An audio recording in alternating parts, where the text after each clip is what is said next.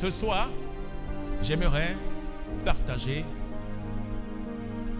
une pensée avec toi dans les Écritures, que je crois que cela sera une bénédiction pour toi. Alléluia. Rappelez-vous d'une chose que la parole de Dieu nous a dit. Dieu veut le meilleur pour ses enfants. Amen. Dieu nous aime.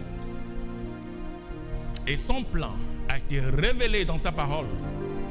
Jésus a dit dans Jean 10, le verset 10, il dit, le voleur ne vient que pour dérober, égorger, détruire et tuer.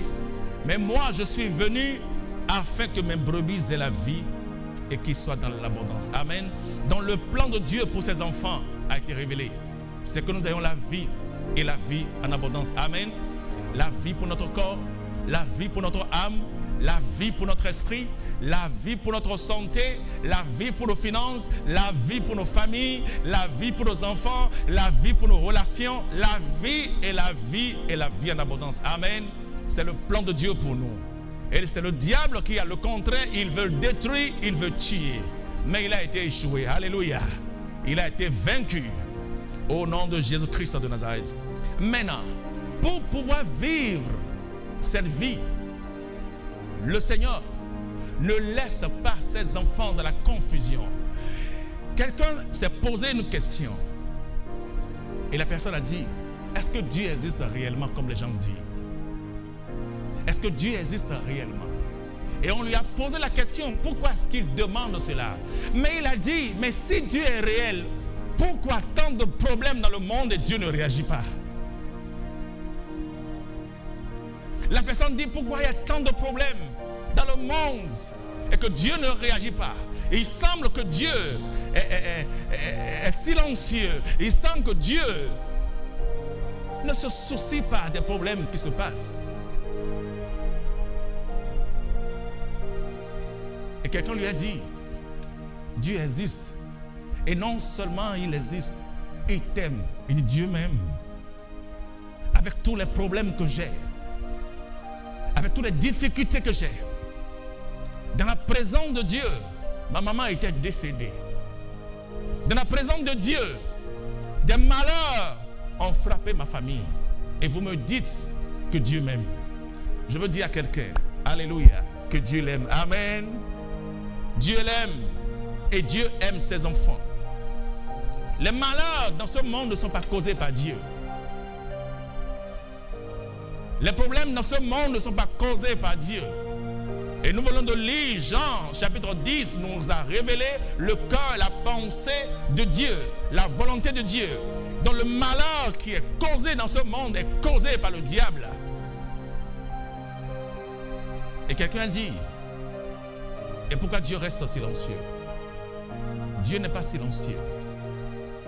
Dieu a établi la vie, le monde, sur des principes, alléluia, sur des lois. Et s'il change, il n'est plus Dieu, alléluia. Le Seigneur a établi le monde, son système, sur des principes, sur des lois. C'est la raison pour laquelle il ne peut pas les changer. Il ne peut pas les changer. Maintenant, pour pouvoir vivre la vie en abondance qu'il nous a préparée, il nous a donné sa parole. Amen. Il nous a donné sa parole. Il nous a donné sa parole. Il a dit que quiconque met sa parole en pratique aura les bénédictions qui sont accompagnées. Amen. Aura tout ce que cette personne peut vouloir. Dieu nous a donné sa parole. Alléluia. Il nous a donné sa parole. Il a dit à ses disciples, lorsqu'il a parlé en parabole dans le livre de Matthieu chapitre 13, Jésus parlait en parabole. Et lorsqu'il était ensemble avec les disciples, il a dit aux disciples, à vous, il a été donné. Amen. Il a été donné de connaître les mystères du royaume. Parce qu'il y a un mystère du royaume. Et Dieu révèle ces mystères, amen, du royaume à ses enfants. Pour que lorsque ses enfants auront la grâce ou bien la capacité de découvrir ces mystères et pouvons vivre la gloire qui est accompagnée. Alléluia. Parce qu'il y a une gloire qui est accompagnée à ces mystères-là. Et ce soir, je voulais juste te parler de quelque chose de très important dans la vie d'un enfant de Dieu. Et si tu ne sais pas faire, le Seigneur peut avoir un grand plan pour toi. Dieu peut avoir un bon projet pour toi. Mais l'ignorance, ou bien ton ignorance, peut te maintenir dans cette position où tu es pendant les 5 années passées, pendant les 10 années passées. Pas de progrès. Et tu vas penser que Dieu a quelque chose contre toi. Dieu n'a rien contre toi. Ce que Dieu te doit, rien du tout. Le Seigneur te doit rien. Amen. Dieu ne nous doit rien du tout. C'est nous qui lui devons. Amen. C'est nous qui devons à Dieu. Nous lui devons beaucoup. Alléluia. Nous devons beaucoup à Dieu. Merci Saint-Esprit de Dieu. Maintenant, l'une des choses qui arrive dans la vie de l'enfant de Dieu, qui est sur le point de rentrer dans une dimension. Vous savez, il y a des moments dans la vie d'un enfant de Dieu où tu te poses la question si réellement le Seigneur est avec toi. Amen. Il faut me mettre dessus. Il faut changer le rythme, mets-moi dessus. Merci Saint-Esprit de Dieu. Donc, quand ces moments arrivent, on se pose la question si réellement Dieu est réel. Oui. Mais ce dont je voulais te parler, c'est que dans la vie d'un enfant de Dieu, il y a différents types de saisons. Amen. Il y a des saisons. Il y a des temps dans la vie d'un enfant de Dieu. Parce que le Seigneur a établi la vie d'un homme sur des temps et des saisons. Il y a des saisons qui arrivent.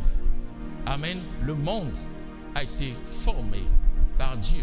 Et le Seigneur, à chaque étape, a prévu des saisons. Amen. Et lorsque ces saisons arrivent, les fruits, ou bien, comment on appelle là, certaines choses vont se produire qui seront la conséquence de la saison dans laquelle cette personne se retrouve. Et pour qu'un enfant de Dieu puisse vivre cette vie à laquelle Dieu l'a appelé, il y a des saisons qu'il ne peut pas échapper. Il y a des saisons qu'il ne peut pas surpasser. Même s'il échappe, il va retourner. Alléluia. Dieu le ramène encore afin qu'il traverse cette saison. Le Seigneur n'est pas un homme, il est esprit. Alléluia. Et vous savez, les hommes,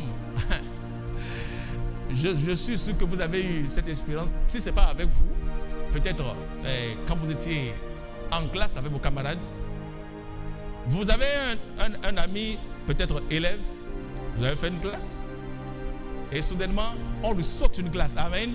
Mais vous avez fait une classe ensemble, et au lieu que vous deux, vous êtes dans la même classe, et peut-être vous êtes admis ensemble, et vous êtes supposé rentrer dans la même, et dans une seconde classe l'année qui va suivre.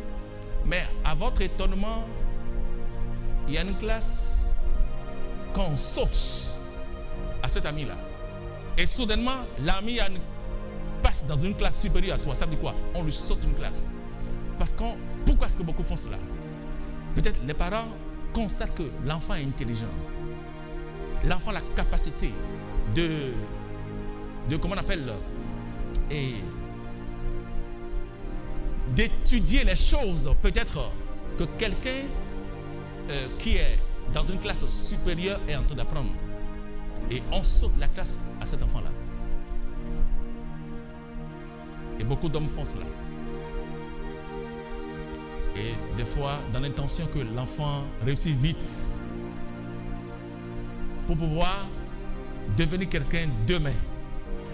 Mais Dieu n'agit pas ainsi pour ses enfants.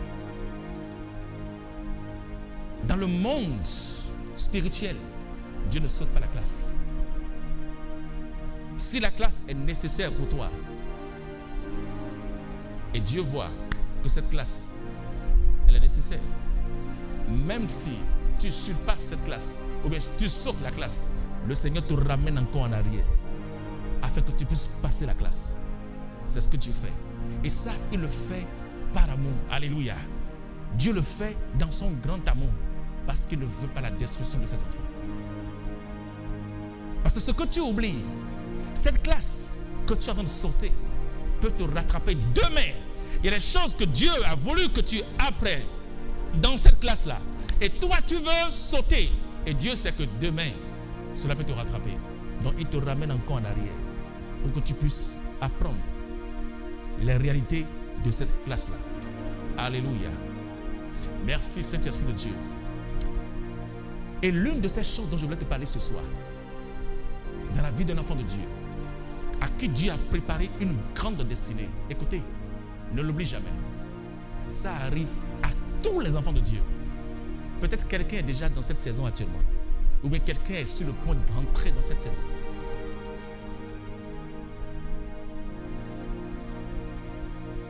Je voulais te parler de quelques-uns. Mais le premier dont je voulais te parler ici de la saison de séparation. Alléluia. La saison de séparation. La saison de séparation est inévitable dans la vie d'un enfant de Dieu que Dieu appelle à une grande destinée. Tu dois passer par ce qu'on appelle la saison de la séparation. Alléluia. La saison de la séparation. Ou dans cette saison de séparation, quelque chose se passe. Et lorsque tu découvres les réalités avec l'Esprit de Dieu, écoute, tout ce que tu auras appris dans cette saison, c'est pour la vie. Amen. Ça va te conduire jusqu'au retour de Jésus. Allons dans le livre de Proverbes. Je vais te dire Proverbes. Le chapitre.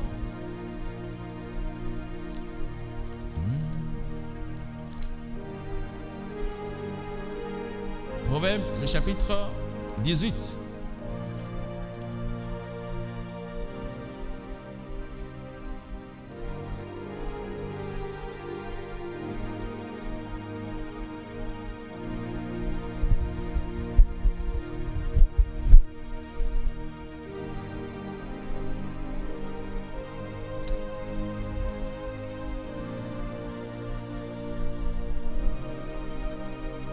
Proverbe le chapitre 18.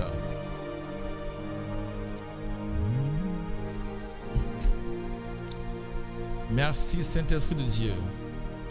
Proverbe 18. Je lis à partir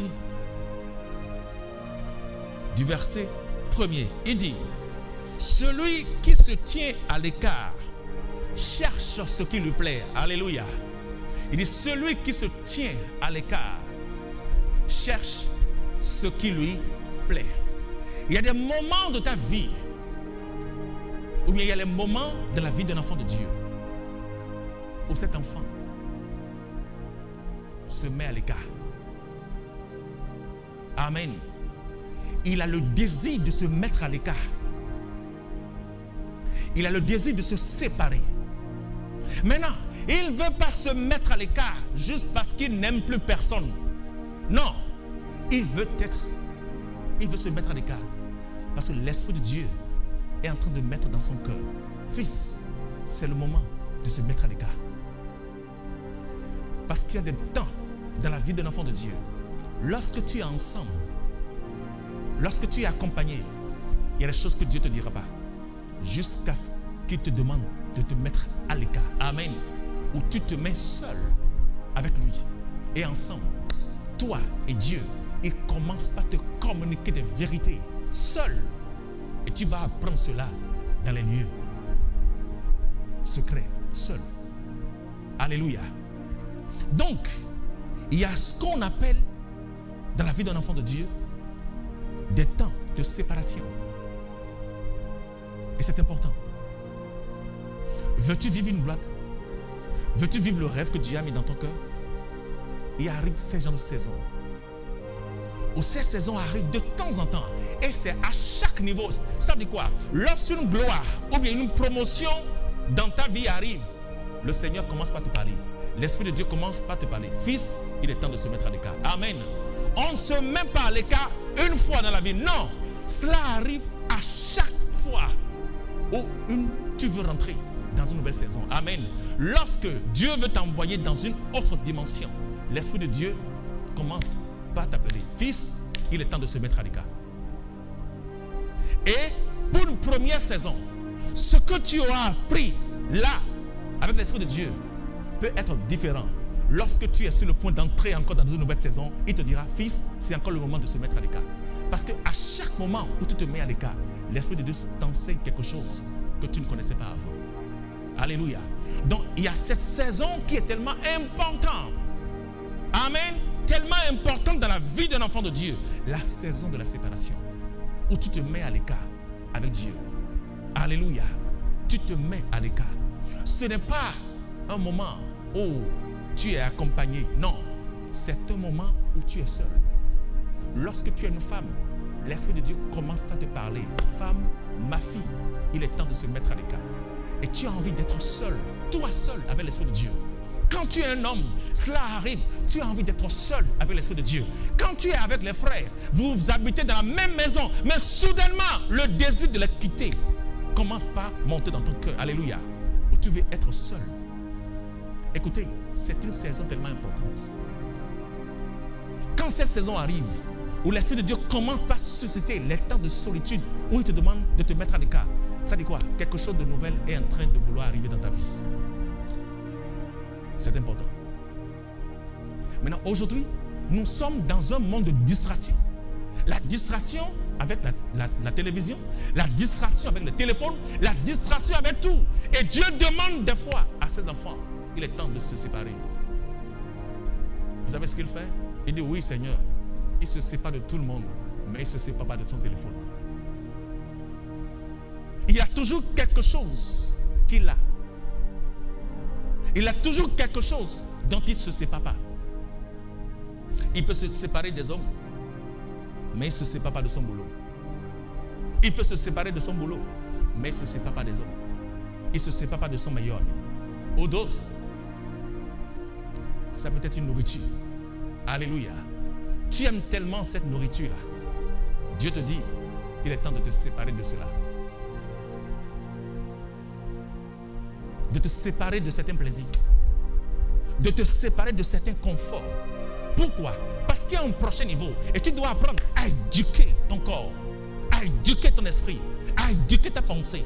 Que Dieu en premier, les autres choses doivent passer après. Amen. C'est des moments où rien n'est important pour toi à part Dieu. Et quand tu es un homme, ça arrive des fois où tu sens le désir et tu dis à ta femme, Dieu me demande d'être seul. Alléluia. Où tu as des temps de solitude avec Dieu. Des temps seuls, pas accompagnés. Il y a des moments où la prière en famille est importante. Il y a des moments où la prière de l'église est importante. La prière fraternelle est importante. Mais dans ces moments-là, Dieu a besoin seulement de toi seul. Alléluia. Vous savez, pour cette vie à laquelle Dieu t'a appelé, il y a un prix que toi seul dois payer. Et non, écoutez, même si le prophète le plus haut au monde entier prie pour toi, à ce niveau-là, il y a un prix que toi seul et toi seul dois payer. Amen. Il y a quelque chose que toi seul et toi seul dois accoucher. Personne ne peut accoucher cela avec toi. Tu dois accoucher cela seul. Seul. Vous savez, c'est des moments des fois où l'homme de Dieu prie pour toi. Et tu te poses la question si c'est il est réellement un homme de Dieu. Parce que tout ce qu'il a dit sur ta vie, tu ne retrouves rien du tout. Il a prié, toi, il semble que rien ne se passe. Non, ce n'est pas parce que sa prière est impuissante. Non, c'est des moments où Dieu veut, oui, il doit prier pour toi. Mais il y a quelque chose que toi seul, tu dois accoucher. Amen. Et dans ce moment, Dieu te demande de te séparer. Tu te sépares à cause des jours à venir. Il y a quelque chose qui arrive devant, que si tu n'es pas attentionné, tu ne pourras pas avoir la force de gérer. Mais dans ces moments de solitude, Dieu commence par t'apprendre des choses. Je ne peux pas me rappeler. Écoutez, C'est à chaque étape. Je dis, on ne se sépare pas une seule fois. Jusqu'à ce que Jésus-Christ ne revienne, il y aura toujours des temps de séparation. Alléluia. Et ça arrive à chaque moment où tu veux rentrer dans une nouvelle gloire. Ça arrive à chaque moment où Dieu veut te donner une promotion. Ça arrive à chaque étape où une promotion est sur le point de venir sur ta vie. Amen. L'Esprit de Dieu ne commence pas à te parler. Il est temps de te séparer. Il est temps de se séparer. À cause de la vision, à cause de ce qui t'attend, que tu ne sais pas. Donc dans ces moments de solitude, il ne commence pas à t'enseigner. Alléluia. Et je vais te dire des fois ce que ce moment de solitude-là apporte. Je l'ai énuméré ici. Alléluia. Je l'ai énuméré ici. Vous savez, lorsque Dieu te demande de te mettre à l'écart, c'est pour ton bien. Amen. À la fin, il y a des choses que tu vas découvrir. Alléluia. Et tu sais ce que tu vas découvrir? Je vais te le montrer. Quand tu passes des temps seul avec Dieu, la première des choses que tu observes avec Dieu, ou bien avec toi-même, je vous ai dit ici, je ne sais pas si quelqu'un se rappelle, en ce moment-là, tu commences par te découvrir. Alléluia. C'est dans les moments seuls que tu te découvres. C'est lorsque tu es seul avec l'Esprit de Dieu, que tu commences à te découvrir. C'est en ce moment que tu commences par découvrir les choses que Dieu a mis en toi, les dons qu'il a déposés en toi. Tu découvres ton appel. Tu découvres dans ma famille là, qui suis-je? Je suis l'aîné de la famille. Qu'est-ce que Dieu attend de moi? Je suis le Benjamin de la famille. Qu'est-ce que Dieu a déposé en moi? L'Esprit de Dieu commence par te révéler ton appel. Mais ça arrive lorsque tu es seul. Lorsque tu es seul. Écoutez, Joseph était avec ses frères. Joseph n'était pas le seul. Mais Joseph, quand est-ce qu'il a eu la vision que Dieu lui a montrée? C'était lorsqu'il était seul. Maintenant, c'est après qu'il a eu la vision qu'il est allé dire à qui? À son papa. Ça veut dire quoi? Cette vision qu'il a eue, c'était lorsqu'il était seul. Dieu lui a parlé dans la solitude. Joseph a eu la vision seul.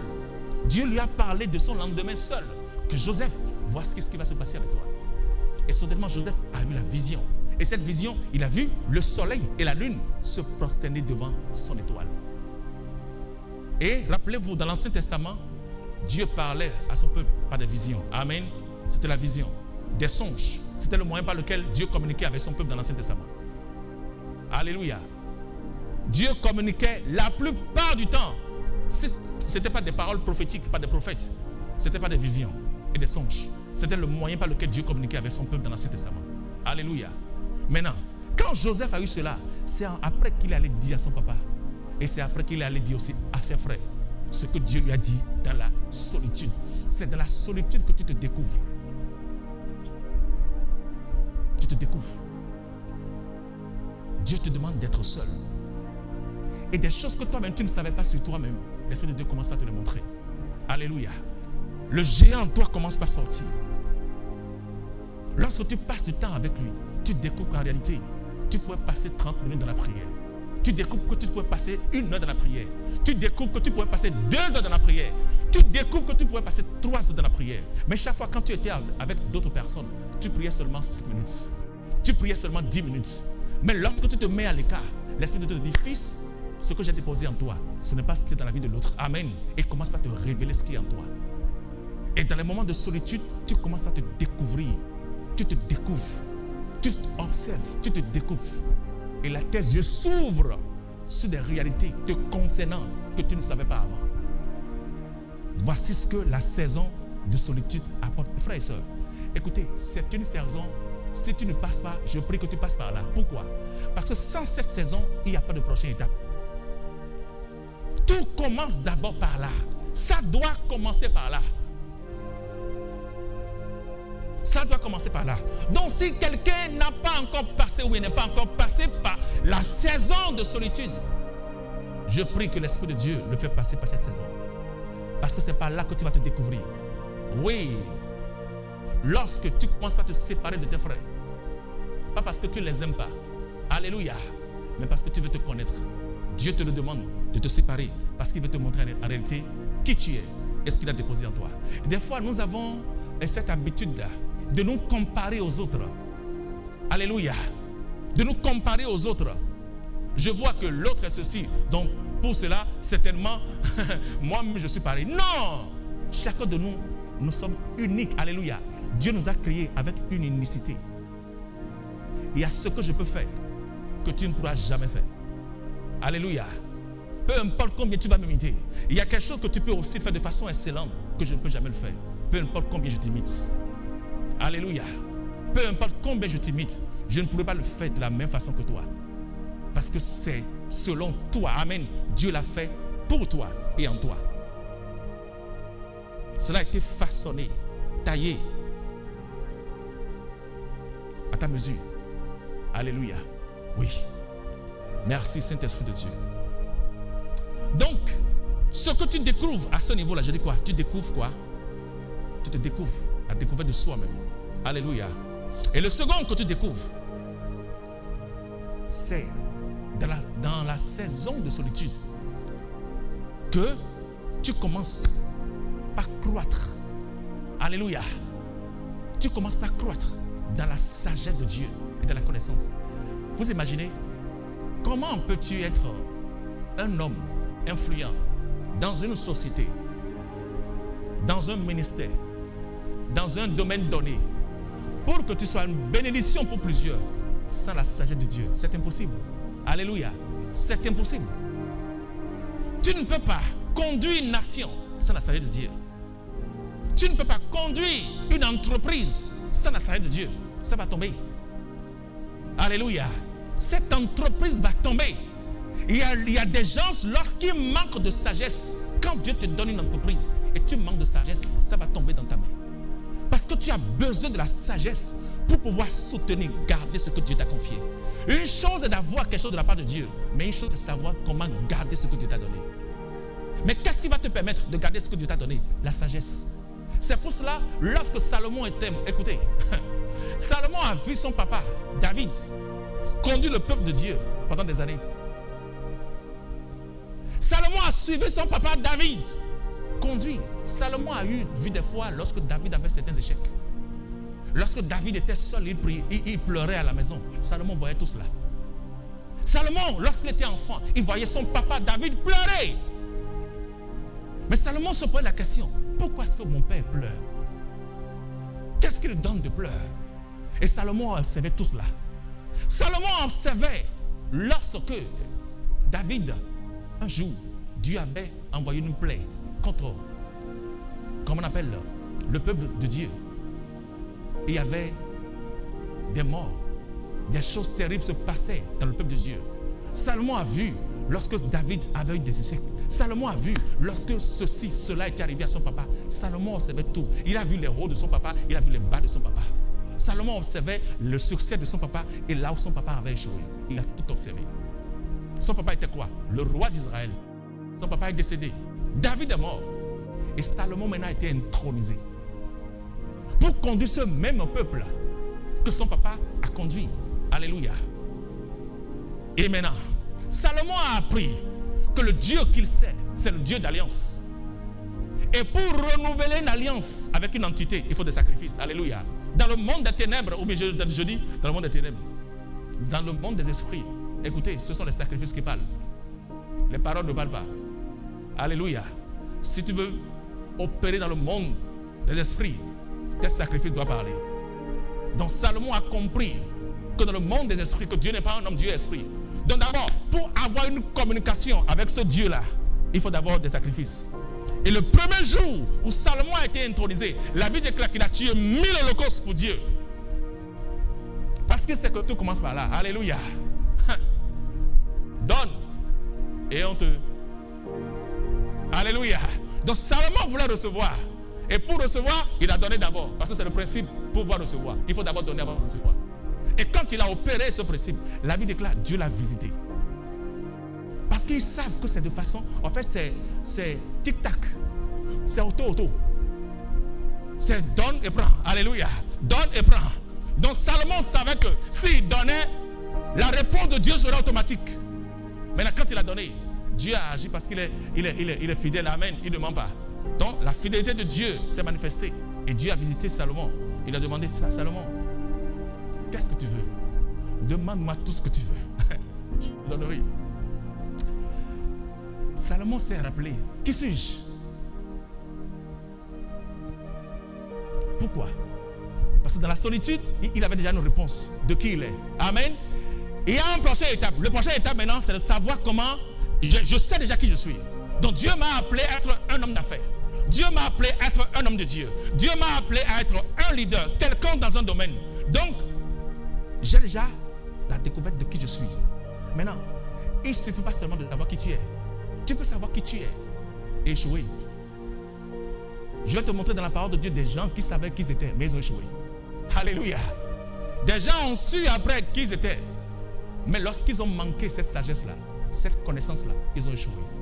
Donc une chose est de savoir qui tu es, une chose est de savoir comment gérer l'appel là, de qui tu es là.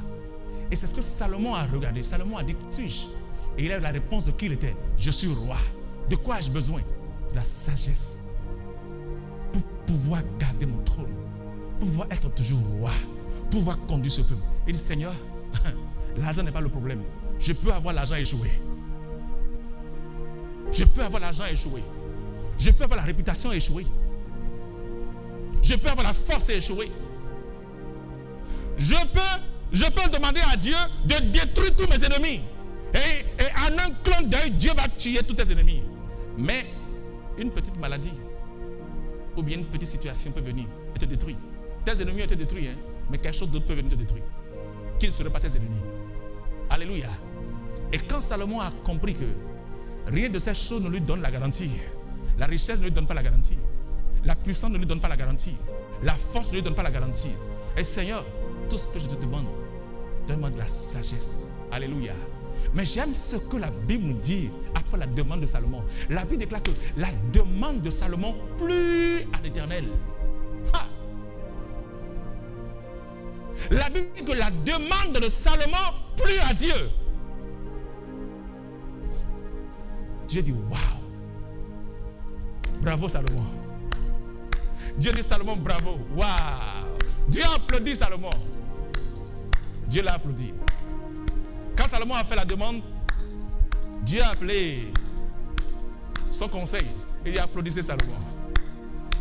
Salomon a fait une très belle demande. Alléluia. Salomon a fait une très belle demande. Et Dieu a dit à Salomon, tu ne m'as pas demandé de la gloire et la richesse. Waouh. Salomon, comment intelligent es-tu? Tu ne m'as pas demandé la mort de tes ennemis. Waouh, Salomon. Tu ne m'as pas demandé les biens. Tout ce que les hommes recherchent, tu ne m'as pas demandé. Tu m'as demandé de la sagesse. Waouh, Salomon. Ok.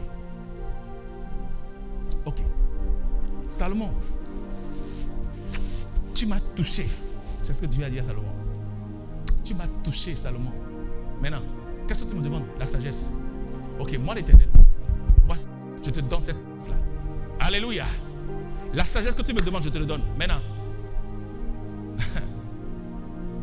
tout ce que tu ne m'as pas demandé et que les hommes peuvent réclamer cela sur la terre. Les hommes cherchent quoi? La gloire.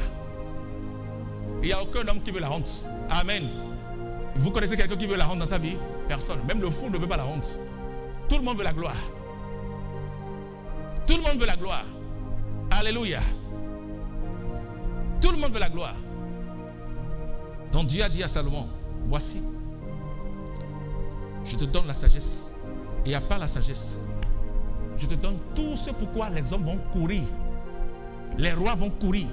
Les dirigeants vont courir. Je te le donne. La richesse, la gloire, l'autorité. Et la façon dont je te le donne, personne ne sera égal à toi. Alléluia. C'est ce que Dieu lui a dit. En fait, je te le donne de façon abondante. Tu seras incomparable. Tu seras incontournable. Parce que ce que tu m'as demandé, tu as demandé la bonne chose. Alléluia. Pourquoi?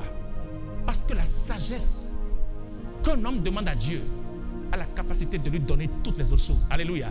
Oh, écoutez, quand tu es un homme sage, et tu marches dans la sagesse, c'est impossible que tu sois pauvre. C'est impossible que tu sois fauché. Je dis c'est impossible. Pourquoi? Parce que la sagesse de Dieu contient tout. Amen. Quand tu as la sagesse de Dieu, tu vas appliquer cette sagesse dans les autres domaines de ta vie. Tes yeux vont s'ouvrir et de façon claire, quelque chose de grand va se passer avec toi. Amen. Non. La Bible nous parle dans le livre d'Ecclésiaste. Il y avait un homme sage qui avait sauvé une ville, mais qui était pauvre. Alléluia. Je me demande quel type de sagesse cet homme a reçu. Alléluia. La Bible nous parle d'un homme qui a sauvé toute une ville. Mais quand je lisais ma parole de Dieu, j'ai compris que la sagesse qu'il avait, ce n'était pas la sagesse de Christ. Amen. J'ai compris dans mes recherches dans la parole de Dieu que la sagesse que cet homme avait n'était pas la sagesse de Christ. Amen. Non, ce n'était pas la sagesse de Christ. Parce que la sagesse de Christ n'était pas permise à aucun homme avant ce temps-là. Alléluia. La sagesse de Christ n'était pas disponible en ce temps-là. Parce que Christ est la perfection de la sagesse. Amen. Christ est sagesse lui-même. Donc cet homme n'avait pas reçu la sagesse en personne. Amen. Ce qu'il avait, c'était les étincelles de la sagesse. C'était pas la sagesse même. C'est la raison pour laquelle, pourquoi est-ce que les gens l'ont décrit sage? Parce qu'il a usé de sagesse à régler des situations. Mais sa condition était qu'il était pauvre. Il était pauvre. Mais j'ai compris au finish que ce n'était pas la sagesse de Christ qu'il avait. Parce que si c'était la sagesse de Christ, amen. Vous savez ce que la parole de Dieu a dit? Il dit que si ces choses demeurent en abondance en vous, elles ne vous laisseront point stérile. Alléluia. Tu ne peux pas être stérile. Tu ne peux pas avoir la sagesse de Christ et être stérile. Ce n'est pas possible. Amen. Tu vas produire des fruits. Parce que tu entendras la voix de l'Esprit de Dieu qui te parlera. Alléluia. Maintenant, ça dépend de ce que les autres appellent pauvreté. Ça dépend de ce que d'autres appellent échec. Ça dépend de ce que d'autres appellent peu importe. Mais tu dois avoir ta propre définition avec Dieu de ta situation. Alléluia. Tu dois avoir ta propre définition de ta situation. Ce n'est pas quelqu'un qui te donnera la définition de la situation que tu vis. Parce que tu peux vivre une situation et d'autres te donneront une définition qui n'est pas la définition de Dieu. Donc faites attention avec la définition que les gens vous donnent par rapport à vos situations. Alléluia. Merci Saint-Esprit de Dieu. Donc ici, ce dont tu as besoin, c'est la sagesse, la connaissance. Tu dois être un homme sage. Et la sagesse n'est pas une sagesse jusqu'à ce qu'elle est appliquée. Montre-moi un homme sage qui n'applique pas la sagesse. Et je te dirai qu'il n'est pas sage. La sagesse n'est pas sagesse jusqu'à ce qu'elle n'est pas appliquée. Alléluia. C'est lorsque la sagesse est appliquée qu'elle est appelée sagesse. Ok. Dieu a donné la sagesse à qui? À Salomon. Qui était là? Qui était là? Personne n'était là quand Dieu lui a donné cela. Maintenant, est-ce que Salomon était sage? Oui. Maintenant, comment est-ce que les hommes ont su que Salomon était sage? Lorsqu'il a mis cette sagesse à l'œuvre. Lorsque un jour, la situation s'est produite devant lui. Où la Bible nous parle de lorsque Salomon a manifesté cette sagesse pour la première fois. Vous vous rappelez, lorsqu'il y avait deux femmes qui ont accouché et une était couchée sur son enfant, l'enfant est décédé. Et la nuit, elle a changé l'enfant. Et les deux se sont retrouvés devant le roi. Amen. Et la façon dont Salomon a tranché l'affaire, alléluia, la Bible nous montre comment est-ce que la sagesse de Salomon a été connue de tous les temps. Amen. Les hommes l'ont applaudi. Parce que cette sagesse a été mise à l'œuvre. Donc, on ne voit pas un homme sage dans ses paroles, mais dans ses actions. Ne me dis pas que tu es sage jusqu'à ce que tu commences par démontrer cette sagesse. Alléluia. Oui. La sagesse doit être démontrée. C'est lorsqu'un homme démontre la sagesse qu'il a réalité sage. Merci Saint-Esprit de Dieu. Maintenant, dans les moments de solitude, dans les moments où Dieu te sépare, Alléluia. Il y a quelque chose qui se produit, que l'Esprit de Dieu commence à faire en toi. Il y a ce qu'on appelle la transformation personnelle. En fait, Dieu te transforme. L'Esprit de Dieu commence à te transformer. Tu es transformé. C'est dans les moments que tu es transformé. Alléluia. Tu étais un homme colérique. Dans le moment de solitude, l'Esprit de Dieu commence à te traiter. Alléluia. Je connais des gens qui ont témoigné que l'Esprit de Dieu a changé. Et c'était un témoignage d'une femme que j'ai entendu. Elle était une femme colérique, toujours en colère à cause des situations qu'elle a traversées dans sa vie. Les coups durs qu'elle a eu dans sa vie, ces coups l'ont changé. Elle a changé, elle est devenue colérique. Et elle était arrivée à un point de sa vie, elle voulait devenir méchante. Mais elle n'était pas ainsi auparavant, à cause des coups qu'elle a reçus, à cause de ce que les hommes lui ont fait subir. Donc pour ne plus subir ces choses, elle a dit je vais changer. Parce qu'elle était une bonne personne. Elle était bonne, elle dit je ne serai plus bon. C'est parce que j'étais trop bon que les gens ont su me faire tout ce qu'ils ont fait. Donc je vais changer. Elle a laissé le diable lui mentir. Elle a changé. Elle était devenue colérique, dure, très dure de caractère. Et tout le monde l'avait connue ainsi. Jusqu'au jour, un jour, elle a reçu la visitation de l'Esprit de Dieu. L'Esprit de Dieu, ma fille, c'est pas toi. Elle a pris des congés, des temps de congés. Et ces congés, elle a transformé cela dans le temps avec Dieu. Alléluia. Elle a témoigné qu'elle a passé un temps seule avec Dieu. Arrivé à un moment, elle a fait, je crois, 2 semaines ou bien 1 mois, si je veux bien me rappeler. Mais au cours de ces jours-là, quelque chose s'est produit. Il y avait un moment, elle était seule avec Dieu. Seule avec Dieu. Elle parlait avec l'Esprit de Dieu. Elle a dit que l'Esprit a commencé par parler avec elle. Elle entendait la voix de quelqu'un qui était là. En fait, elle était rentrée en esprit. Elle communiquait avec la personne, comme si c'était avec son mari ou bien quelqu'un. La personne lui parlait, mais c'était l'Esprit de Dieu qui était en communication avec elle. Et soudainement, l'Esprit lui a dit quelque chose. Elle a commencé par rire. Comme si je peux te dire quelque chose qui te met en joie. Et tu commences par sourire. Elle a commencé par rire. Elle riait d'éclat. Elle a dit, elle riait. Elle a commencé par rire. Elle riait. Elle riait. Elle riait. Elle a ri pendant 30 minutes. Elle voulait stopper le rire. Le rire ne se stoppait pas. Elle continuait par rire. Elle a ri pendant des heures. Après cela, cette colère, cette amertume qui était en elle a disparu. Elle a quitté la présence de Dieu avec le sourire, avec la joie. Et quand elle est sortie de ce moment-là, elle a été transformée. La joie est rentrée dans son cœur. Elle ne fait que sourire dans la vie. Elle ne fait que rire dans la vie. Jusqu'à ce que les gens s'étonnent. Tu dis quelque chose là, elle commence par rire. Tu fais des choses qui vont la faire fâcher. Au lieu qu'elle se fâche, elle commence par rire. Au lieu qu'elle se fâche, elle ne se fâche pas. Qu'est-ce qui s'est produit? Elle a été transformée dans le lieu lorsqu'elle était seule avec l'Esprit de Dieu. Donc quand tu passes tes temps seul avec l'Esprit de Dieu, l'Esprit commence par te montrer les caractères qui étaient en toi, mais qui n'a pas déposé en toi. Parce qu'il y a des semences qui sont en toi, mais ce n'est pas Dieu qui les a semées. Alléluia. La société a semé cela. La famille a semé cela. La religion a semé cela.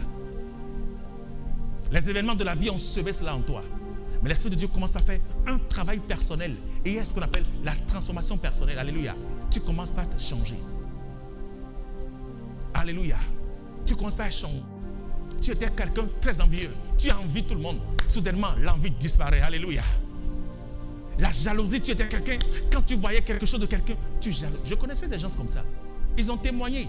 L'Esprit de Dieu a changé des gens qui étaient comme ça. Il dit, j'étais trop jaloux. J'étais quelqu'un de très jaloux. Je jalousais. Il y a même d'autres de la même famille. Une sœur peut jalouser sa grande sœur. Les deux sont même père, même mère. Mais ils ont de la jalousie. Les deux sont même frères, même frère, même père, même mère, mais il y a de la jalousie. Ces choses sont des œuvres de la chair que l'ennemi dépose pour détruire. Mais dans le moment de la solitude, l'Esprit de Dieu commence à te révéler, fils, c'est parce qu'il est déposé en toi. Amen. Et il commence par enlever cela. Et la transformation commence. Il commence à te transformer. Il commence à te transformer. La transformation personnelle. Alléluia. Oui. Oui. Et en ce moment, la chair commence à mourir. Les os de la chair. Tu commences à détruire les os de la chair. Tu commences à te parler. Alléluia. Rien n'est important pour toi que la présence de Dieu. Il y a certaines choses qui quand tu les voyais, tu n'étais pas... en fait, il y a des choses qui te donnaient de la joie. C'était là que tu retrouvais ta joie. Mais seulement, rien ne te donne de la joie que la présence de Dieu maintenant. Rien ne te donne de la joie que de la présence de Dieu. Oui. C'est des moments qui sont tellement importants pour tout enfant de Dieu. Tu dois te laisser transformer. Transformer. Transformer. Oui. Et non seulement l'Esprit de Dieu fait une transformation en toi, mais comment pas transformer aussi ta pensée. Il y a des gens, ce sont leurs pensées qui les maintiennent là où ils sont. Écoutez, je vous dis la vérité. À 95% des situations que les gens ont dans ce monde, ou bien je vais me mettre clair, que les chrétiens ont, ce n'est pas le diable. Frères et sœurs, je vous dis la vérité au nom de Jésus. La plupart des problèmes que les chrétiens ont, ce n'est pas le diable. Ce n'est pas le diable. Je dis à 95% des problèmes qu'ils ont, c'est leur pensée qui les maintient là où ils sont. Leur pensée les met esclaves.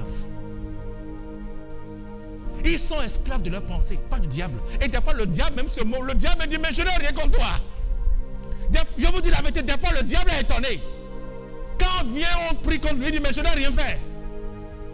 Parce que chaque fois, quand il y a une situation, on prie contre le diable appelle ses démons, on dit, vous lui avez fait quelque chose. Les démons disent, non, on ne lui a rien fait.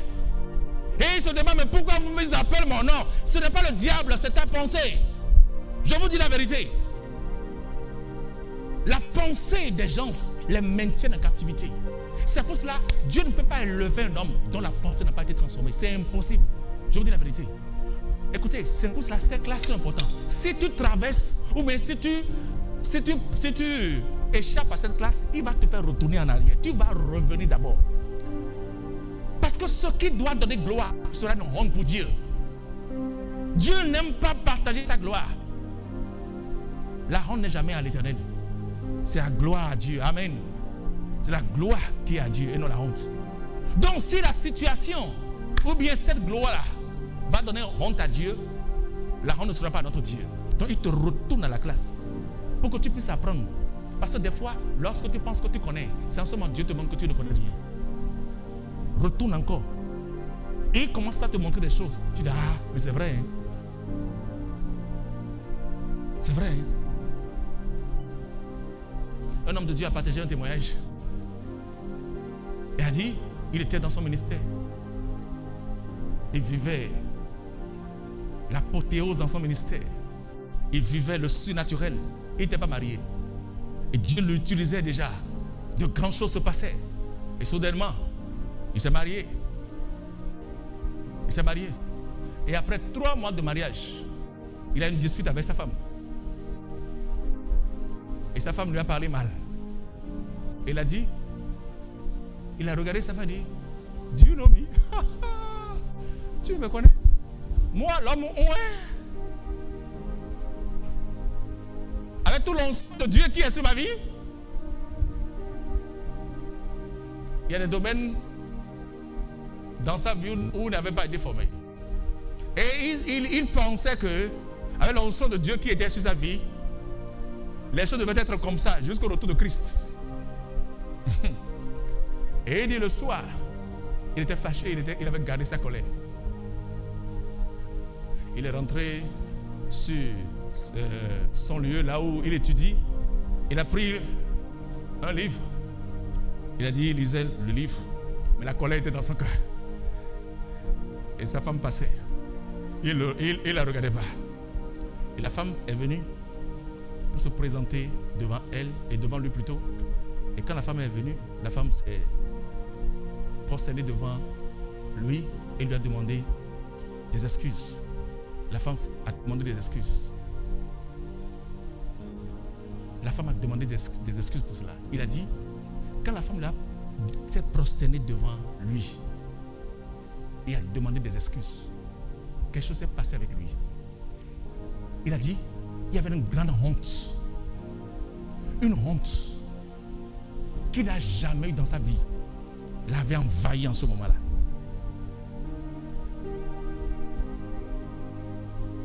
Une grande honte l'avait envahi. Et en ce moment, il n'avait pas compris pourquoi il avait honte. L'Esprit de Dieu a commencé par lui parler. Que oui, peut-être c'est ta femme qui t'a énervé. Et tu es comme ça, dans cette situation. Et tu prends ma parole. Et ton cœur n'était pas dans ce que tu étais en train de méditer.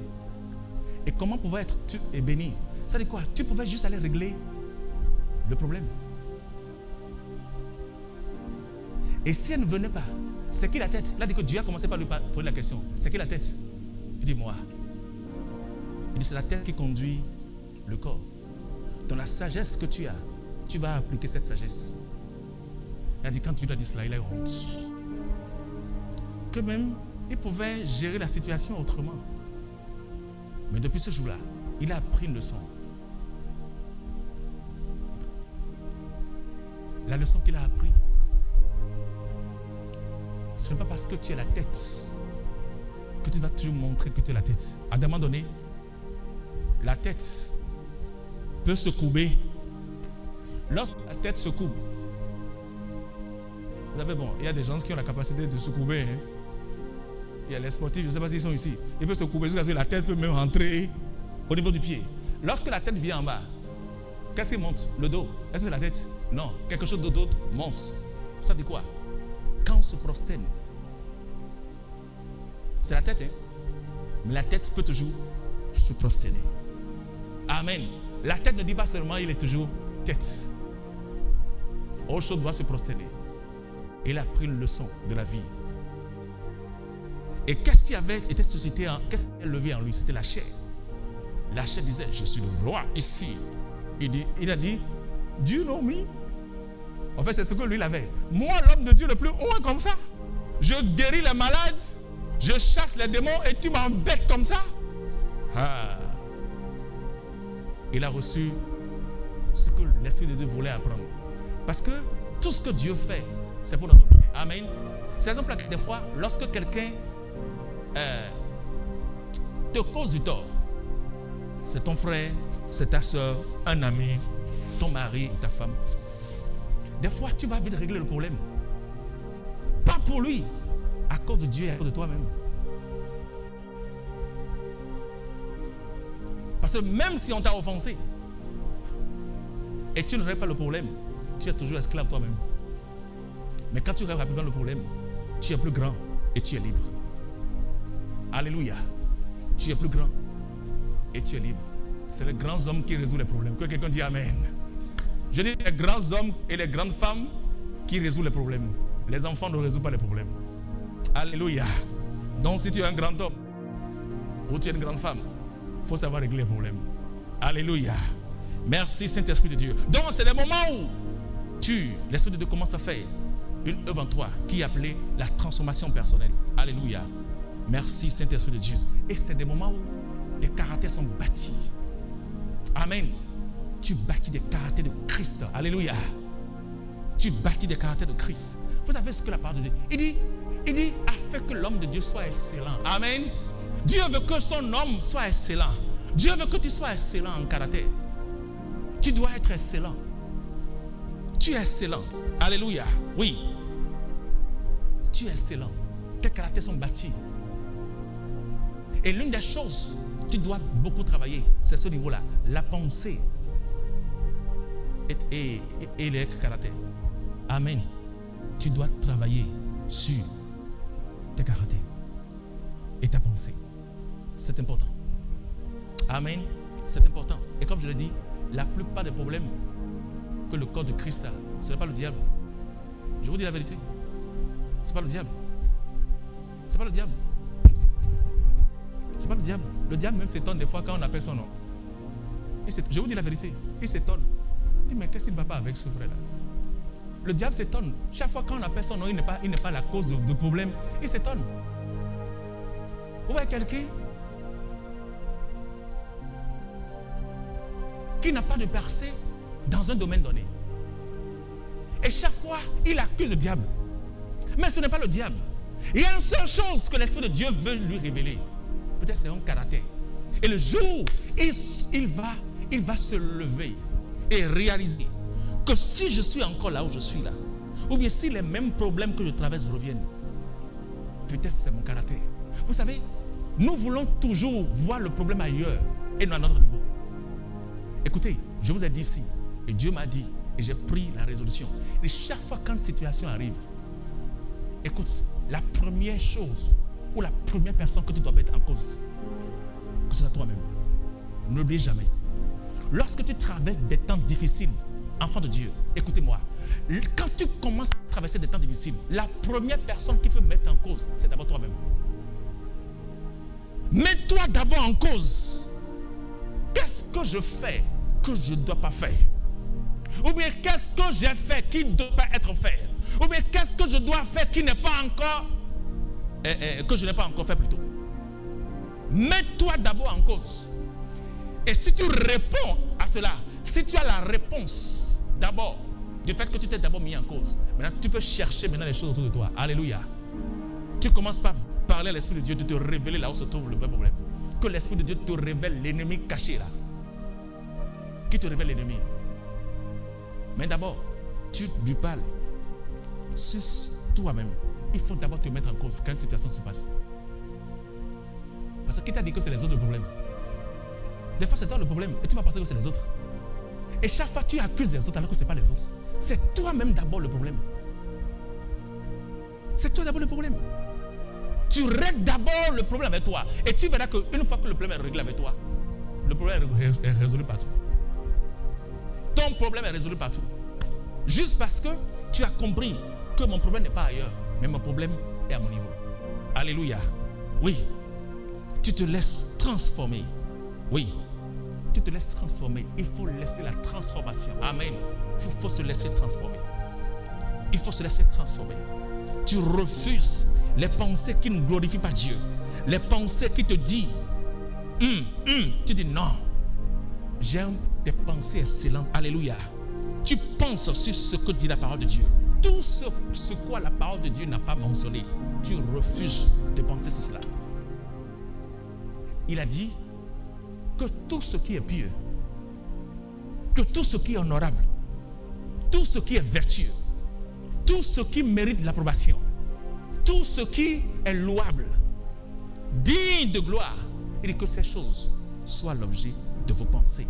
Donc à part ça, tu refuses d'avoir tes pensées sur autre chose. Je vous dis la vérité, la plupart des problèmes que les enfants de Dieu ont, ce n'est pas le diable. Je dis à 95%. Vous savez pourquoi je dis cela? À moins que nous ne croyons pas à la parole de Dieu. Vous savez, quelqu'un peut prétendre croire en Dieu, mais en réalité il ne croit pas. Si nous croyons que Dieu est vrai, ça veut dire que sa parole est vraie, parce que Dieu est égal à sa parole. Si la parole de Dieu m'a dit que si quelqu'un est en Christ, qu'il est une nouvelle créature et que les choses anciennes sont passées, j'accepte que les choses anciennes sont passées. Donc si, avant ma nouvelle naissance, j'étais un homme, tout ce que j'avais, c'était des échecs sur des échecs sur des échecs, maladies sur des maladies, problèmes sur des problèmes sur des problèmes. La parole de Dieu me dit que si une fois que je suis en Christ, les choses anciennes sont passées, frère, je reçois et j'accepte que les choses anciennes sont passées et que maintenant toutes choses sont devenues nouvelles dans ma vie. Maintenant, ça veut dire quoi? Ça veut dire que l'homme qui est ici maintenant, avant, j'ai appris que on m'a envoûté. J'ai appris que l'oncle qui est au village a posté mon nom dans un arbre pour que je ne réussisse pas. La parole de Dieu me dit que si je suis en Christ, je suis une nouvelle créature. Ça veut dire quoi? L'homme qu'ils ont mis dans l'arbre ou bien sur un carrefour est mort avec Christ. C'est le nouvel homme qui vit maintenant. Donc les choses anciennes sont passées. Ça veut dire quoi? L'homme qu'ils ont maudit est déjà passé. Et tu acceptes simplement ta réalité présente. C'est tout. Mais nous avons des chrétiens aujourd'hui qui sont nés de nouveau, mais qui ont encore le passé accroché. Et quand une situation se passe, ils ont dit oui, le même problème est venu. Il y a 8 ans, ça s'est passé. Alors qu'il y a 6 ans, il a donné sa vie à Jésus. Il y a 3 ans, il a donné sa vie à Jésus. Et il se rappelle encore des événements. Il y a 8 ans passés. Ça veut dire quoi? Il n'est pas encore né de nouveau. Ça veut dire qu'il n'a pas encore pris par la nouvelle naissance. La nouvelle naissance n'a pas encore pris sa place dans son cœur. Mais quand c'est comme ça, ce n'est plus le diable. Ce n'est pas le diable. Il est encore esclave de sa pensée. Il pense que les mêmes problèmes qu'il avait il y a 8 ans, ces bons problèmes reviennent aujourd'hui. Alors que ces problèmes ne sont plus là. Le diable même a vu que Dieu a déjà ôté tous les problèmes. Le diable a vu cela. Le diable voit. Pourquoi est-ce qu'il a dit à Dieu? Quand Dieu lui a posé la question sur Job, Dieu lui a dit, as-tu vu mon serviteur Job? Il dit, oui, je l'ai bien vu. Tu l'as béni. Tu l'as protégé, lui et sa famille. Donc le diable aussi voit la protection divine de Dieu autour de Job. C'est la même chose qu'il voit sur ta vie aujourd'hui. Et chaque fois quand un problème arrive, toi tu mets le tort sur le diable. Frère, il y a des prières que j'ai écoutez, par la grâce de Dieu, le dimanche prochain, nous allons voir quelque chose. Je vais te montrer quelque chose dans les Écritures. C'est ce que beaucoup ignorent. Non, je te dis la vérité. Je vais te montrer quelque chose. Nous allons laisser l'Esprit de Dieu nous montrer les révélations de ces Écritures-là. Ce que l'Esprit de Dieu va partager avec nous dimanche là. Mais je te dis la vérité. Tu sauras le niveau où tu es.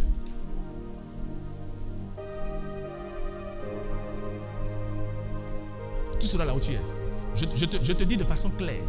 Le niveau où tu es dans ta vie chrétienne, dans la vie sociale, en fait tu sauras.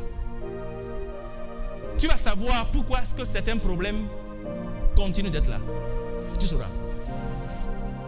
Parce que j'ai compris que Dieu nous a donné tout ce qui contribue à la vie. Amen. Et il nous a montré dans sa parole. Il suffit juste que l'Esprit de Dieu t'ouvre les yeux pour connaître ces réalités. Et c'est fini. Merci Saint-Esprit de Dieu. Alléluia. Donc, lorsque ta pensée est renouvelée, l'étape prochaine, c'est quoi?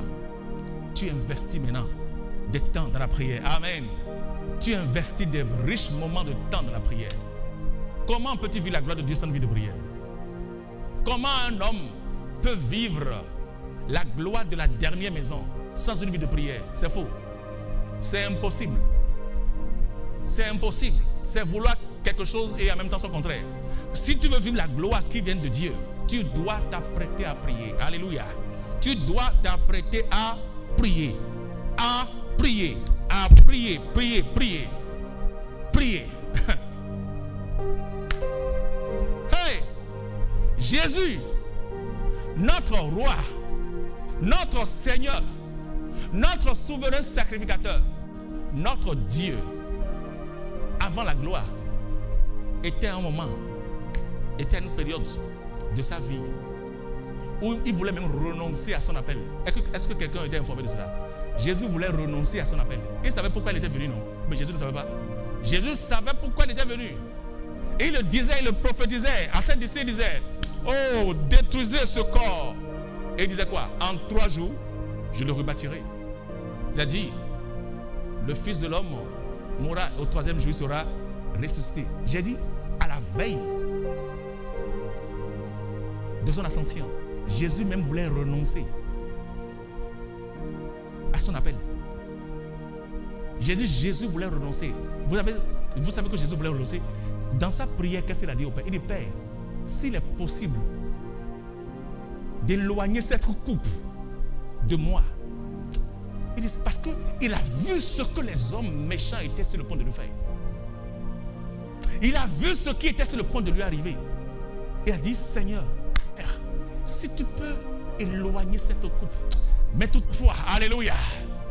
Mais toutefois, ça dit quoi? Il a laissé Dieu avoir le dernier mot.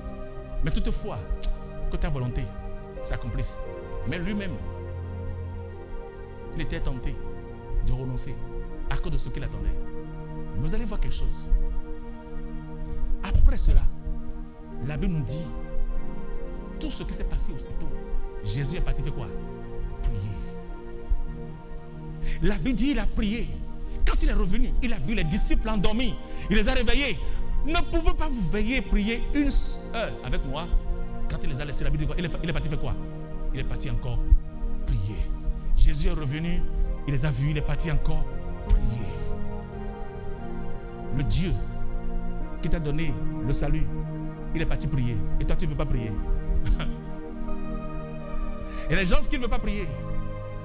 Et quand un problème arrive, ils pensent que c'est le pasteur qui n'est pas puissant.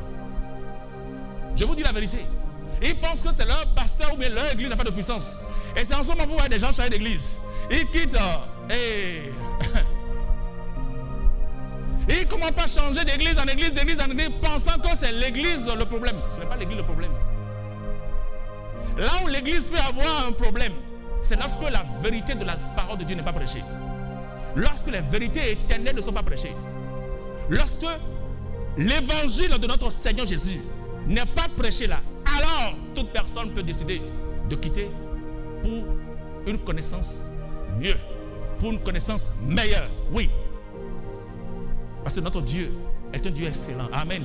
Et la révélation, elle est progressive. Si je suis quelque part et je pense qu'il y a une connaissance plus supérieure, je peux aller pour la connaissance.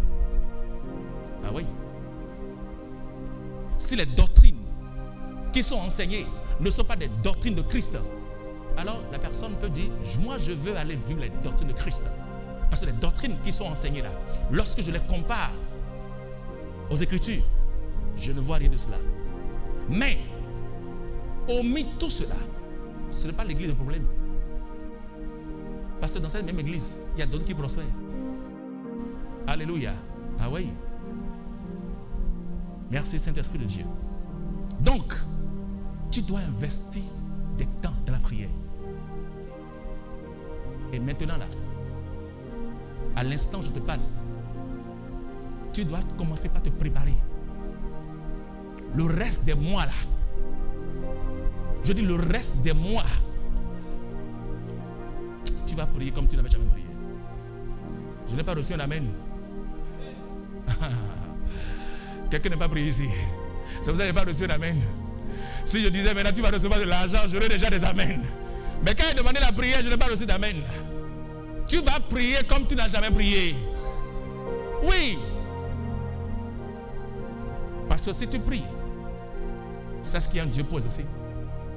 Alléluia. Lisons Actes des Apôtres. Actes, le chapitre 6. Waouh, le temps est passé. Actes, chapitre 6. Actes, le chapitre 6. Actes, chapitre 6. Je lis à partir du verset. Alléluia. Vous savez, les disciples, ils avaient comme coutume de partager la parole de Dieu, de préparer à manger, de faire tout cela. Mais ils ont compris à un moment donné qu'il y a certaines choses qui sont plus importantes. Alléluia. Et les 12 ont décidé de changer de donne. Amen. De faire les choses autrement. Ils se sont réveillés. Ils disent, comment? Nous sommes des hommes de Dieu. Nous ne sommes pas des serveurs. Nous ne sommes pas des cuisiniers. Chacun doit s'occuper de son ministère. Amen. Dis à ton voisin, tu dois t'occuper de ton ministère. Alléluia. Et soudainement, ils se sont réveillés. Les disciples se sont réveillés. Et dans leur réveil, voici ce qu'ils ont dit. Il a dit,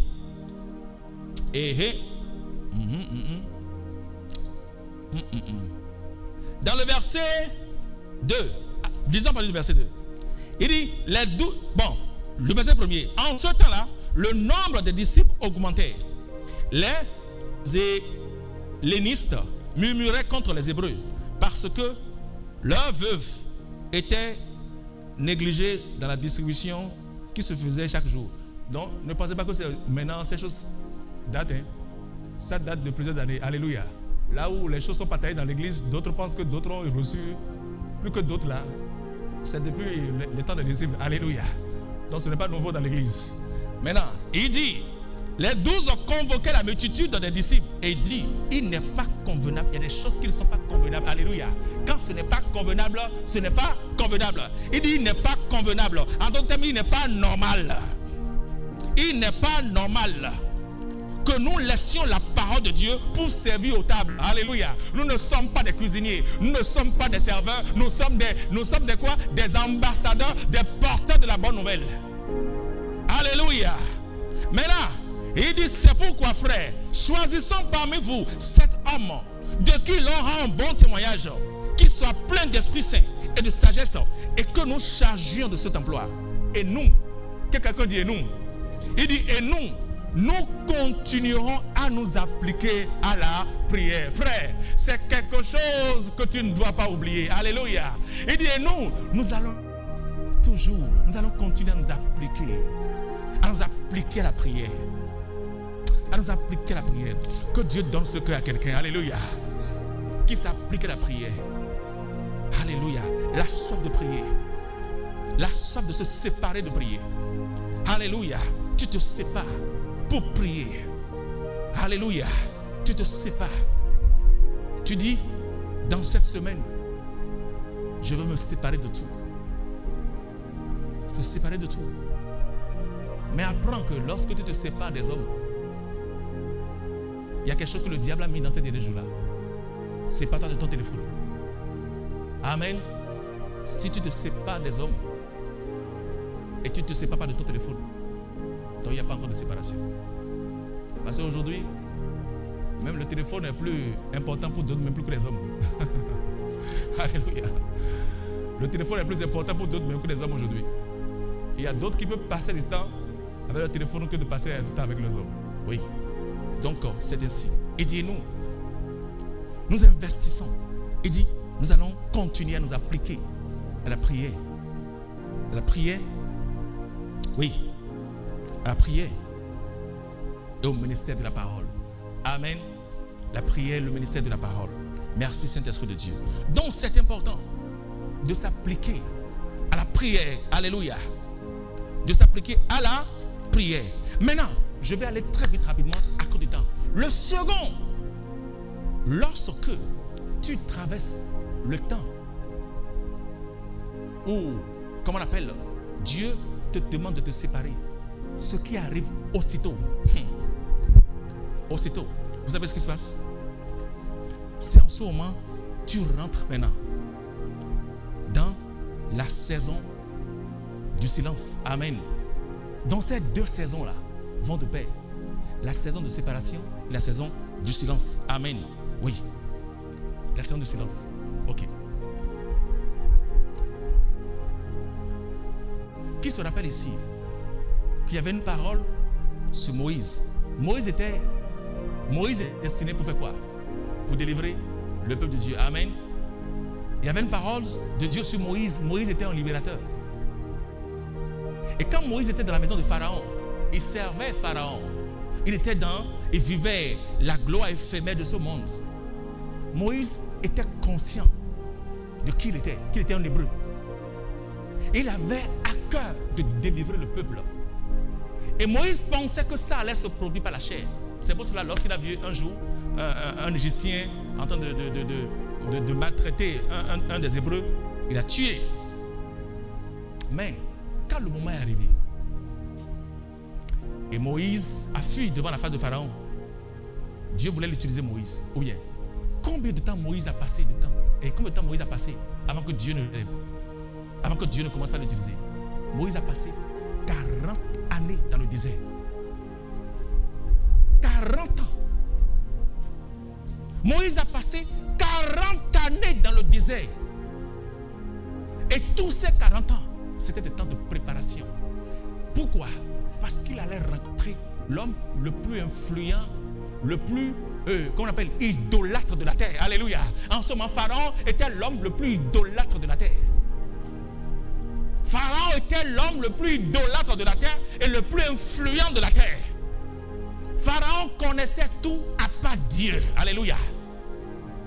Pharaon connaissait tous les autres dieux à part le je suis. Il ne connaissait pas lui. Et ne veulent même pas le connaître. Pour Pharaon, rien n'existe à pas les dieux qu'il a mis dans son temple. Donc Moïse devait être préparé pour aller rencontrer cet homme-là, l'homme le plus idolâtre de la terre.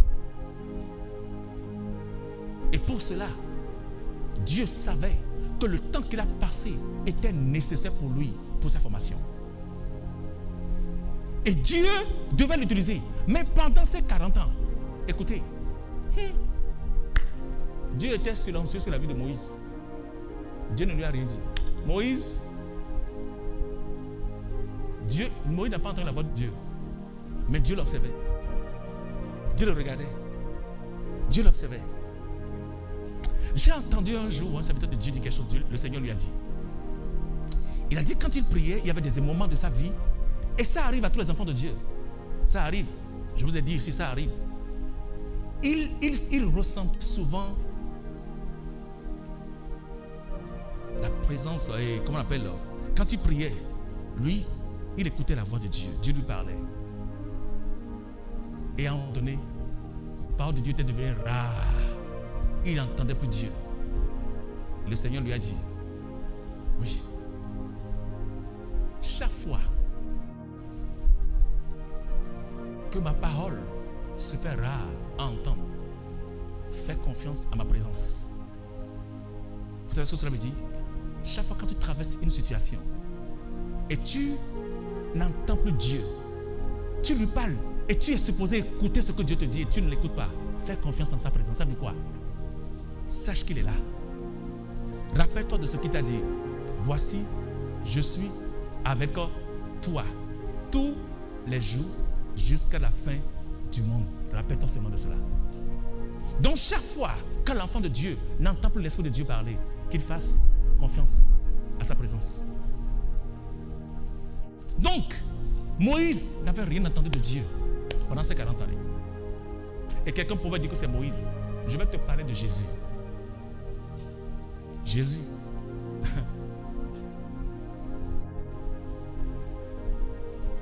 Dans le livre de Luc, je crois, le chapitre...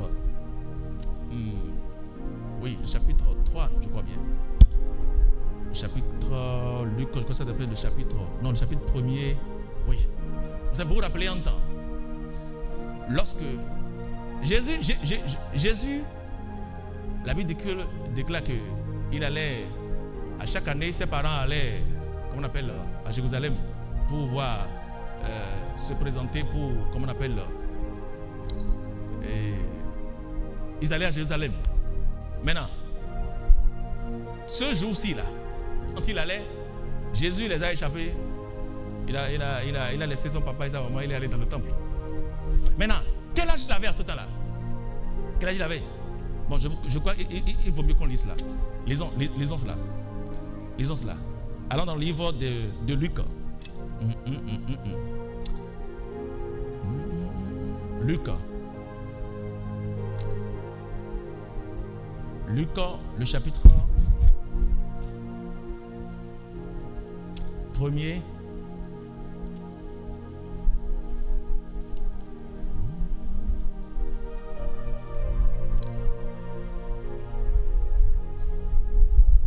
Luc, chapitre 1er.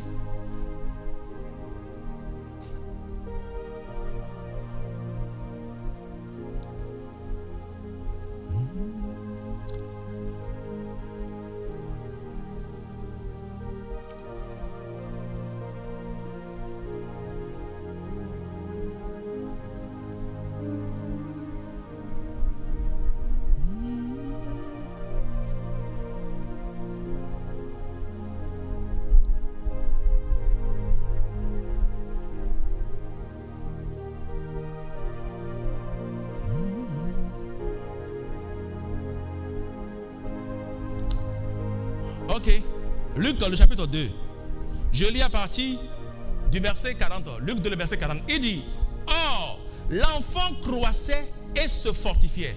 Jésus croissait et se fortifiait après sa naissance. Donc c'est ce que nous entendons. La Bible nous dit que Jésus croissait et se fortifiait. Ça dit quoi? Il grandissait, il se fortifiait. Alléluia, Jésus grandissait. Amen. Les muscles sortaient.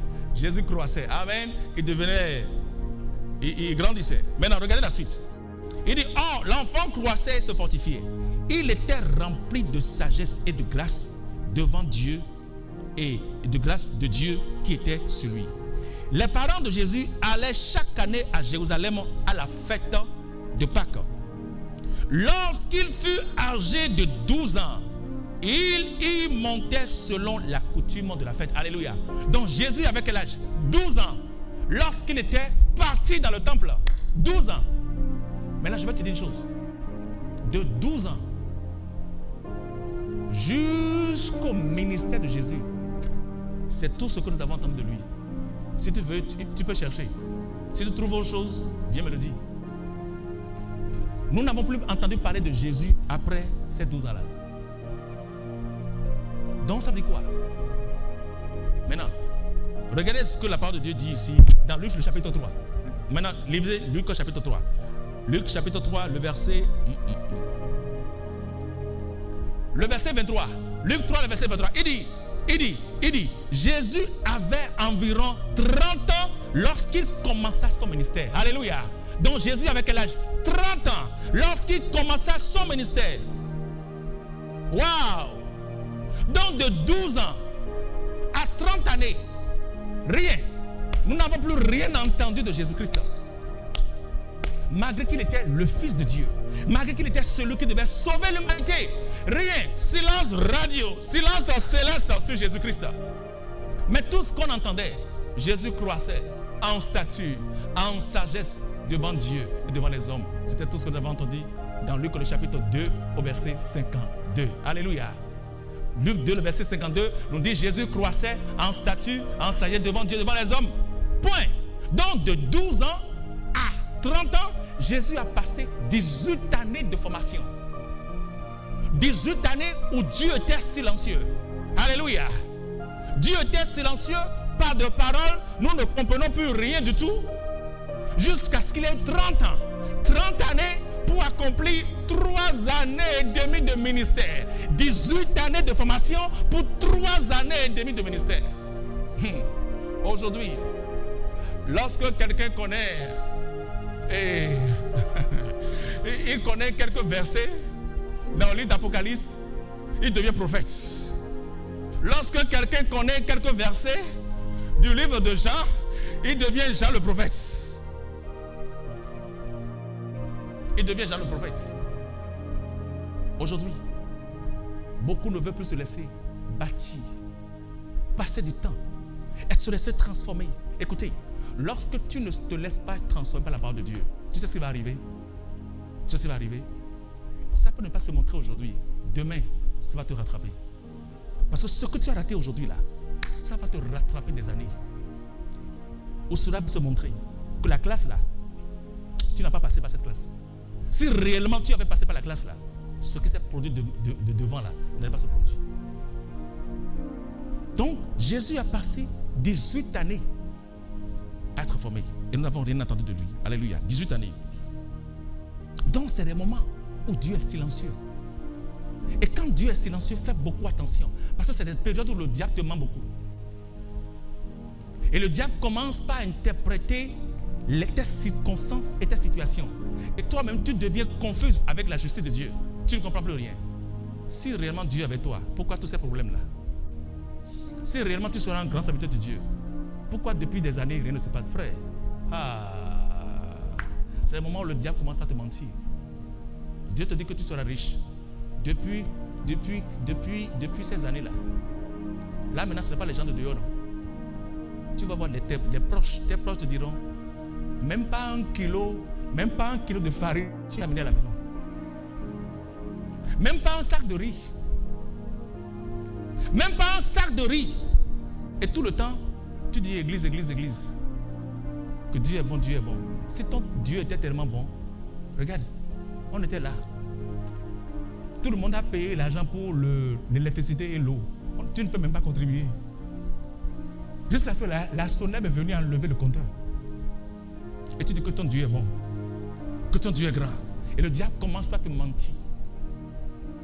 Et quand tu te laisses, tu acceptes ces pensées. Mais c'est vrai. C'est des moments où Dieu est silencieux. Alléluia. Oui. Le Seigneur est silencieux. Oui. Et tu sais de quoi tu as besoin lorsque tu arrives dans cette saison-là. Tu as besoin de patience. Que quelqu'un dit patience. Que quelqu'un dit patience. Oh. Que quelqu'un dit patience. Patience. Quelqu'un a donné un nom à son enfant, patience. Que quelqu'un dit persévérance. La persévérance, la patience. La persévérance et la patience, c'est les deux mots qui règnent dans cette saison-là. Tu apprends à être patient. Tu pries. Et frère, je vais te donner quelque chose. Quand tu es sûr de qui Dieu est, qu'il est un Dieu qui bénit, quand on parle, il écoute. Quand on prie, il exauce. Quand tu as cette assurance en toi, tu sais ce qui se passe. Chaque fois quand tu pries pour une situation, ou bien pour un problème, et tu n'as pas de réponse, tu sais ce que tu as fait? Rends grâce à Dieu. Je dis, chaque fois quand Dieu ne répond pas à une situation de ta vie, oublie la situation et commence par rendre grâce.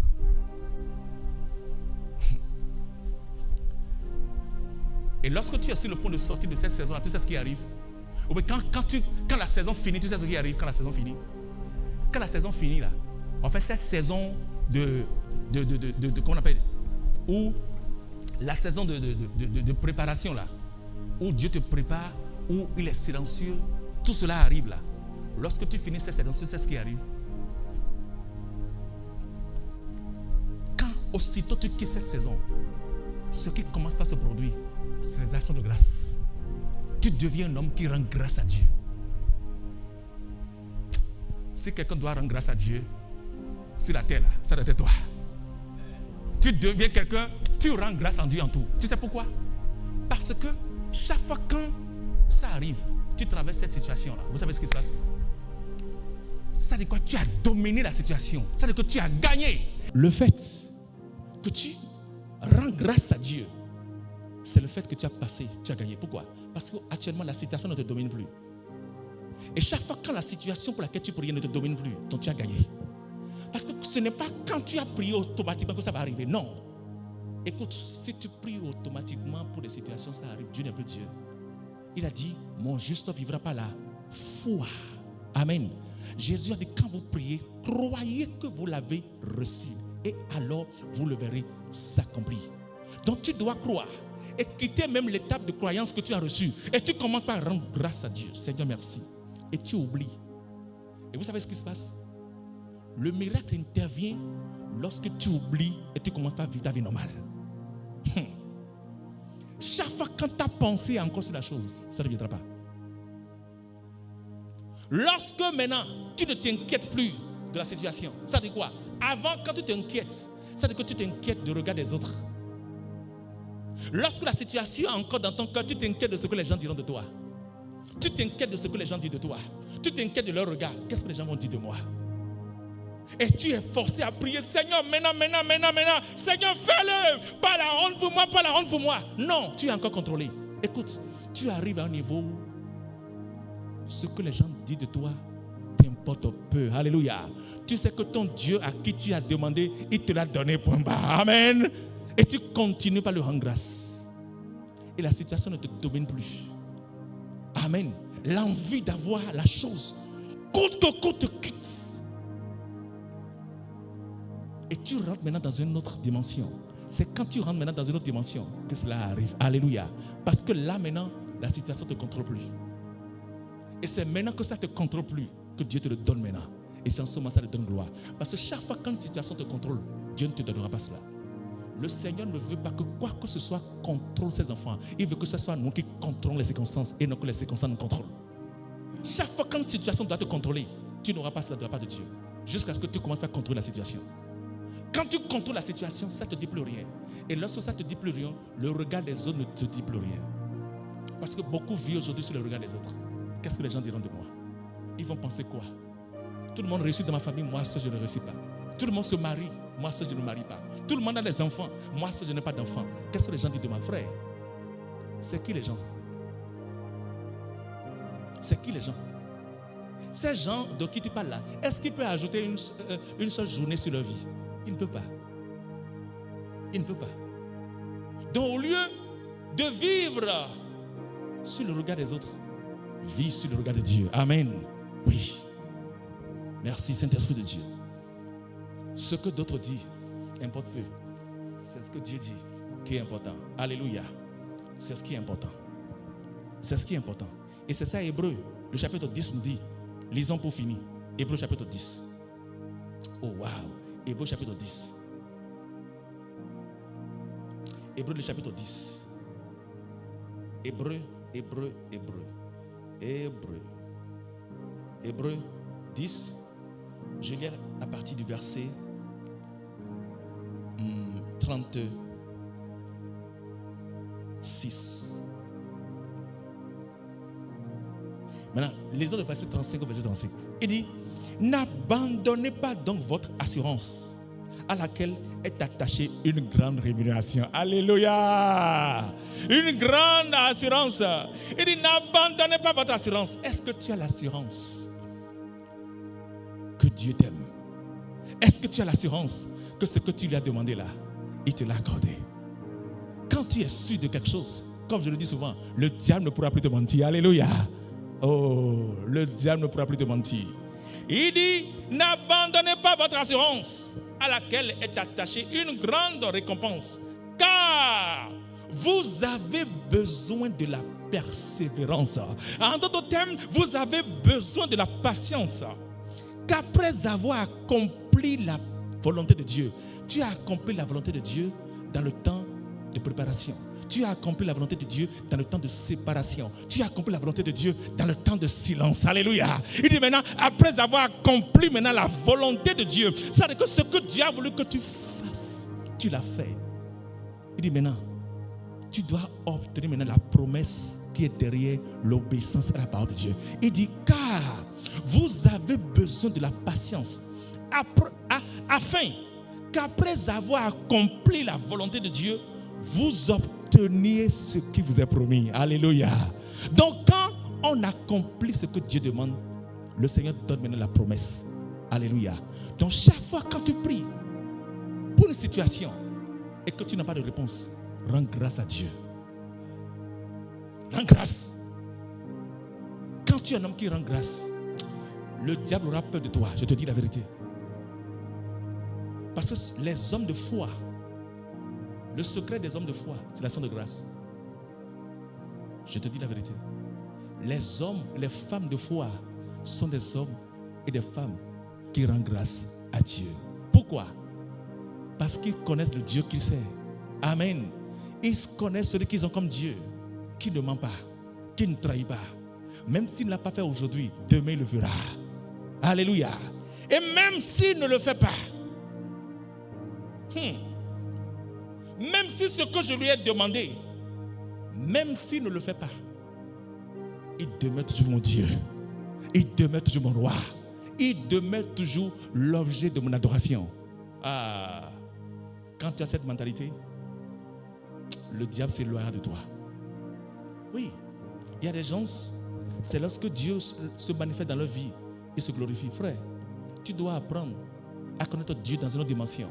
Que même si ce que tu lui demandes, il ne le fait pas, ton adoration et ton alléluia ne cessera jamais pour lui. Oui, tu continues de l'adorer. C'est ce que ces hommes ont dit à Dieu. Shadrach, Meshach, Abednego ont dit à Nebuchadnezzar, nous savons que notre Dieu a la capacité de nous délivrer. Mais sache une chose au roi, même s'il ne nous délivre pas. Alléluia. Écoutez, les hommes de foi sont des hommes qui apprennent à dire, même si Dieu ne me donne pas. Dieu t'attend à ce niveau-là. Lorsque tu vas apprendre à dire, même s'il ne le fait pas, je vais continuer toujours par le servir. Je vais continuer toujours par le louer. Je vais continuer toujours par élever ce nom. Je vais continuer toujours par dire au monde entier qu'il est bon. Ah oui. Oui. Je vais le dire qu'il est bon. Même si ce que je lui demande, il ne le fait pas. Il est un bon Dieu. Alléluia. Frère, ce que je lui ai demandé là, est-ce qu'il a fait pour quelqu'un? Est-ce qu'il a fait pour quelqu'un? S'il a fait pour quelqu'un, donc il est un bon Dieu. Alléluia. Même s'il n'a pas fait pour moi, même s'il a fait pour quelqu'un, alors il est bon. Il est bon. Ce n'est pas lorsqu'il le fait pour moi qu'il est bon. Non. Si c'est chaque fois quand Dieu fait quelque chose pour toi qu'il est un bon Dieu, alors tu ne connais pas encore Dieu. Mais si tu reconnais à dire merci à Dieu pour ce qu'il a fait à quelqu'un d'autre, alors tu connais réellement l'Éternel. Alléluia. Tu connais réellement le Dieu que tu sais. Parce que Dieu n'est pas bon quand il me fait les bonnes choses. même s'il le fait pour quelqu'un d'autre et ce n'est pas pour moi, alors il est un bon Dieu. Que le Seigneur te bénisse. Alléluia. Que le Dieu de gloire te bénisse. Qu'il te bénisse. Alléluia.